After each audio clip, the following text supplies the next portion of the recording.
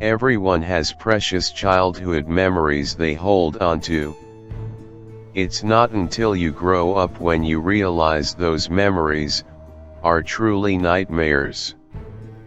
I had recently finished my final year at school and had decided to enjoy my last summer vacation at my hometown.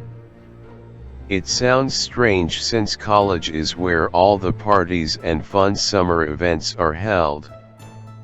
Also, since this was the last time I could enjoy such events, but I've gotten a taste of it last year and it's not my type of thing. My parents rarely use my childhood home anymore, they only use it in the beginning of each year for a month or two. So I decided to live there for the time being. My parents told me they were fine with it over a phone call, saying as long as I pay the bills, which I was fine with. I hadn't been in my hometown for a year, so I lost my job as a grocery store bagger.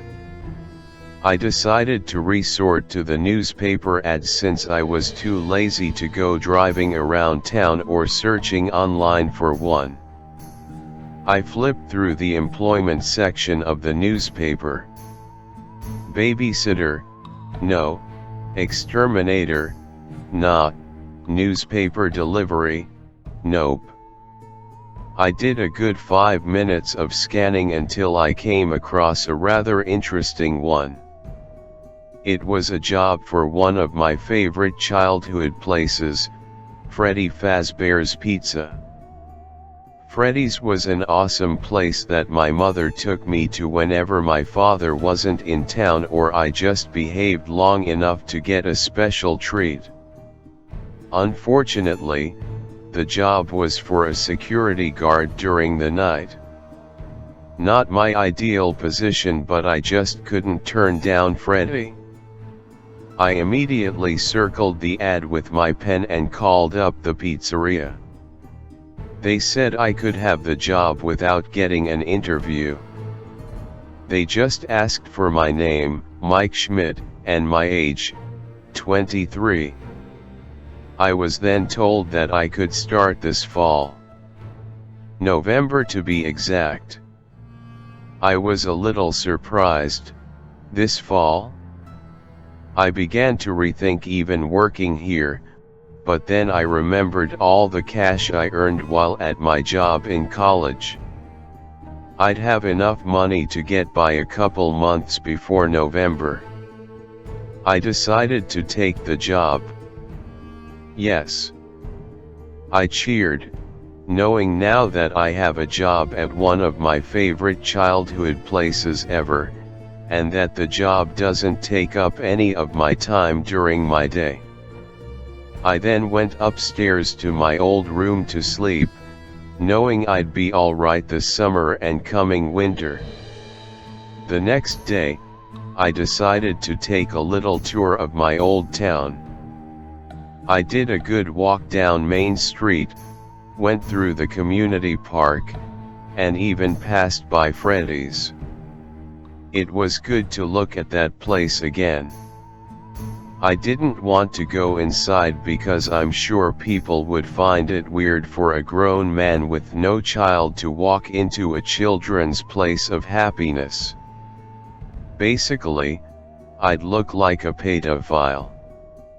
While walking down one of the busiest streets in my town, I saw a newspaper article stating murder case of 5 children reopens in bold letters on the top. I didn't want to take too long of a glance at it, but then I realized that the picture to go along with the title was Freddy Fazbear. I was confused, and decided to take a copy and read it. Supposedly, a man dressed up like Freddy Fazbear, and lured children away from their parents to kill them. I was shocked and disgusted with whoever would do this. The next couple of months weren't eventful. None of my childhood friends returned home like I did, even knowing I was here. I saw some old relatives and my parents thought about visiting me, but blew me off. Heck, I even went out on 2 dates with this beautiful girl who I realized was just using me to get back at her ex.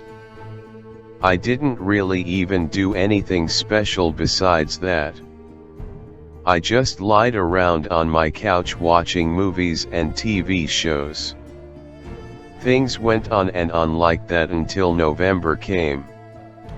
November 8th to be exact.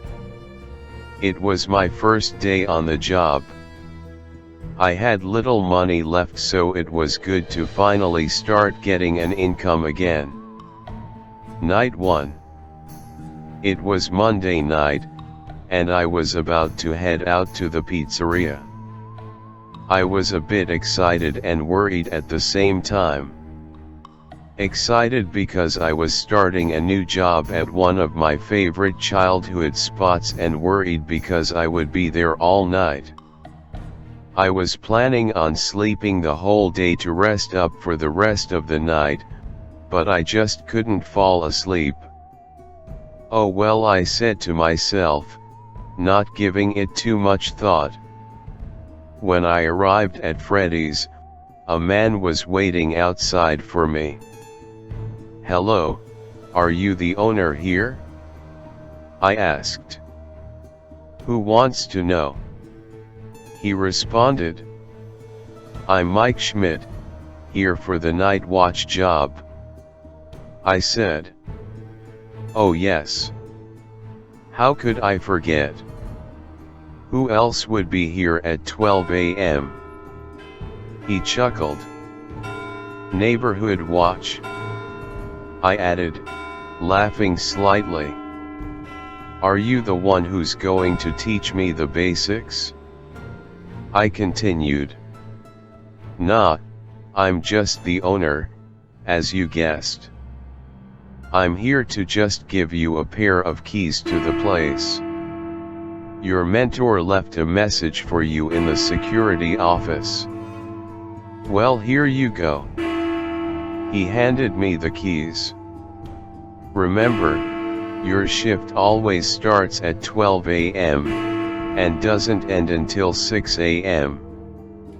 You got it?" he asked, sounding a bit anxious. "Yes, of course, sir," I replied. "Good. Well, good night, son.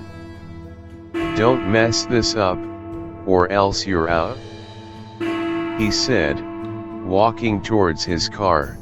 "Good night," I called, but I do not think he heard me.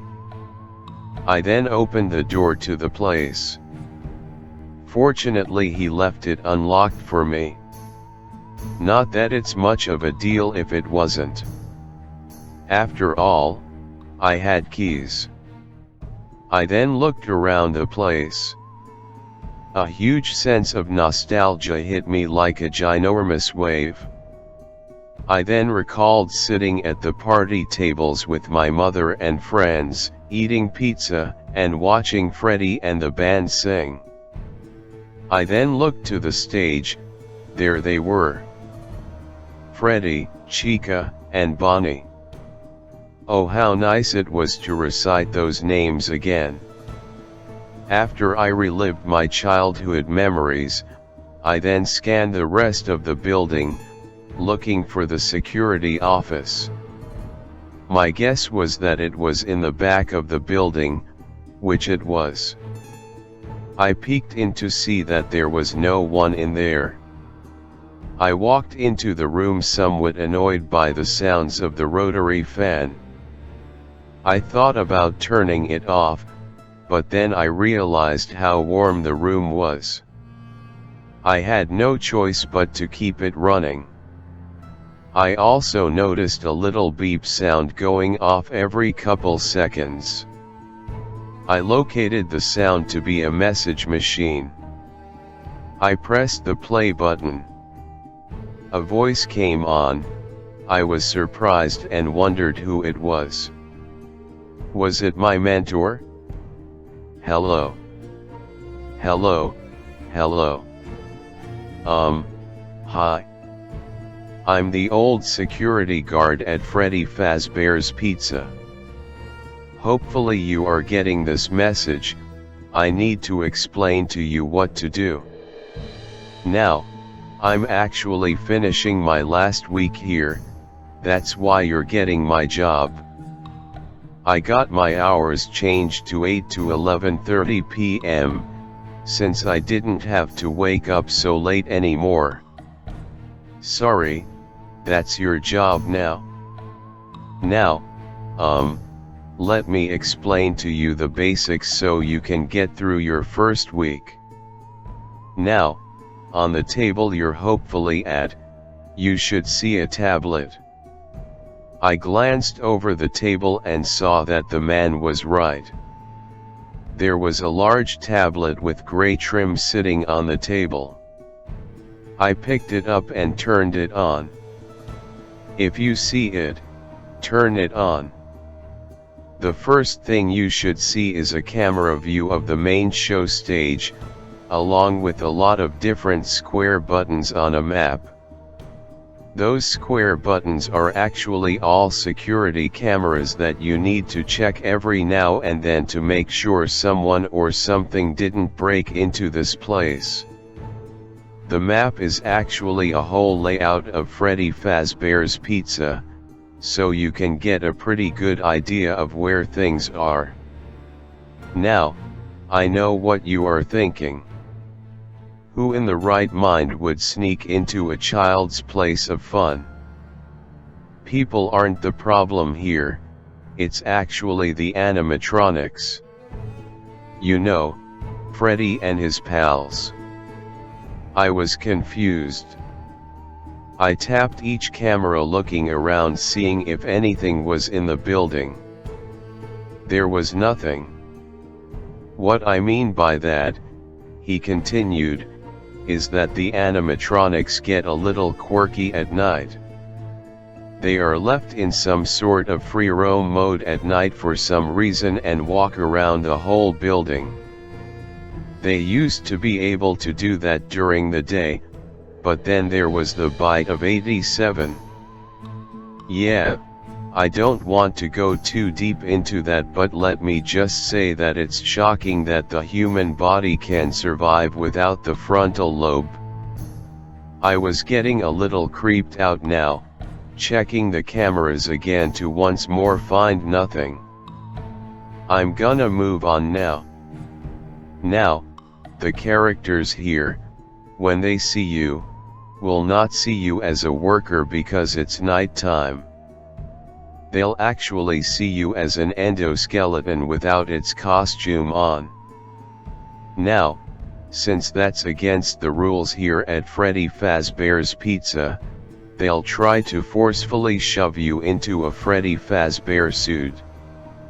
Now, that would not be so bad if it weren't for the suits being filled with animatronic devices and cross beams, especially around the facial area. So, you can understand that would cause a bit discomfort and, death. The only parts of your body that would see the light of day again would be your eyeballs and teeth when they pop out of the front of the mask. I was absolutely shocked now, I didn't know what to do. I checked the camera once more to see that Bonnie was no longer on the stage. I was filled with fear and anxiety while I checked the rest of the cameras. I then saw Bonnie standing in the audience area. I was so scared, and then paid close attention to what the man said next. I just want you to know that there is really nothing to worry about. It may sound scary, yeah, but really, you'll be fine. Now, let me explain to you what happens if a character gets a little too close to you. Next to you, there are buttons for each door. One for closing the door and the other for enabling the door lights. I tested it out. He was right, the doors and lights would open and close and turn on and off on command. I once again checked the cameras to see that Bonnie was in the hall right next to me. I was prepared to close the door if it came closer. Frequently check those lights to see if a character is out there. Don't be worried at all, but if you ever do see a character, close the door. As soon as they are gone, you can open them back up. Also, keep an eye on a specific character in Pirate Cove. It seems to respond if the camera is on or off it for too long. Just don't worry, you'll be fine. First day will be a breeze. Check those cameras and, oh yeah, make sure you don't run out of power. You only get a certain amount each night. Using all the appliances wastes more of it. So conserve it. Talk to you tomorrow, good night. The message ended. I checked my cameras and sure enough, it had a power percentage there. It said I have 80%.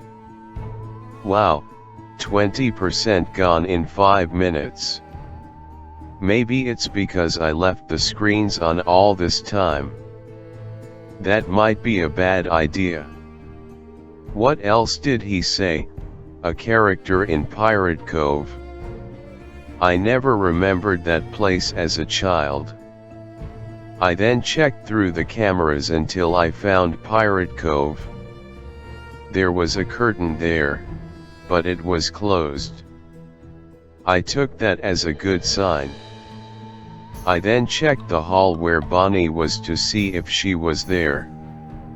I came to the conclusion that with a name like Bonnie it must be a girl. She wasn't there. I checked the next camera closest to me to see that she wasn't there either. I was confused. She wouldn't just leave the area. I then decided to check those door lights. Nothing on the right. Then I checked the left and to my disbelief, there was Bonnie, staring at me. I smashed that door button as hard and as fast as I possibly could. I was terrified, but then realized that they weren't real people trying to hurt me, they were just robots. I calmed down, and pressed the door light button to see if I could see Bonnie's shadow or something. There was nothing showing that Bonnie was there. Hesitantly, I opened the door, and to my surprise, Bonnie wasn't there. The night went on pretty similar to that. Bonnie got close to me a couple times and the curtain at Pirate Cove opened a little bit, but I saw nothing in there. Chica and Freddy stayed on the stage, thankfully, and I finished the night with 14% power to spare. I overcame my fears of them trying to kill me and simply thought they were just trying to play. I left Freddy's and went home to sleep the day away. I was exhausted.